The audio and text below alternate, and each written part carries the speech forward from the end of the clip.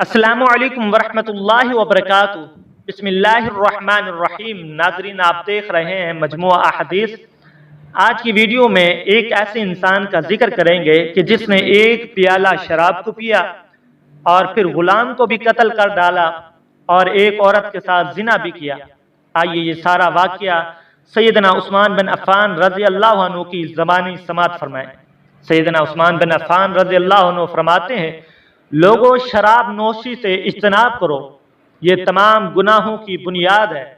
تم سے پہلے لوگوں میں ایک آدمی انتہائی عبادت گزار تھا، ایک بدکار عورت اس کے پیچھے پڑ گئی۔ اس عورت نے اپنی ایک خادمہ اس عبادت گزار کے پاس بھیجی اور کہلا بھیجا، ہمیں ایک گواہی کے سلسلے میں آپ کی اشد ضرورت ہے، تشریف لائیں۔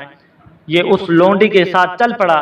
یہ جب ایک دروازے میں داخل ہوتا تو وہ لونڈی دروازہ بند کر کے آگے کو لے جاتی، یہاں تک کہ وہ اسے ایک انتہائی خوبرو اور حسین و جمیل خاتون کے پاس لے گئی۔ اس کے پاس ایک غلام موجود تھا اور شراب کا ایک برتن بھی۔ وہ عورت بولی، اللہ کی قسم، میں نے تجھے کسی قسم کی گواہی کے لیے نہیں بلایا، بلکہ میرا مقصد صرف یہ تھا کہ تم میرے ساتھ عیش کرو، یا ایک پیالہ شراب کا نوش کرو، یا اس غلام کو قتل کر دو۔ اب تم ان تینوں میں سے جو کام کرنا چاہو کرو۔ وہ نیک آدمی بولا، تم مجھے ایک پیالہ شراب پلا دو۔ اس نے اسے ایک پیالہ شراب پلا دی۔ اس نے کہا، مزید پلاؤ۔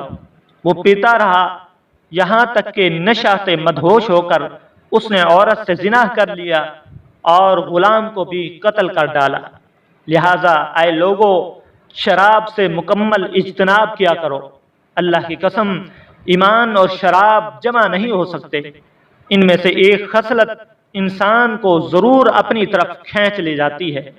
ناظرین، آپ نے دیکھا کہ ایک نیک انسان ایک پیالہ شراب کی وجہ سے اس کی ساری نیکیاں تباہ و برباد ہو گئیں اور وہ انسان جنت میں جانے کی بجائے جہنم میں چلا گیا۔ ہمیشہ کی طرح ایک ہی گزارش ہے کہ اگر آپ نے ابھی تک ہمارے چینل کو سبسکرائب نہیں کیا تو جلدی سے چینل کو سبسکرائب کر کے بیل آئیکن کو بھی پریس کر دیں تاکہ ویڈیو کا نوٹیفیکیشن آپ کو بر وقت موصول ہو سکے۔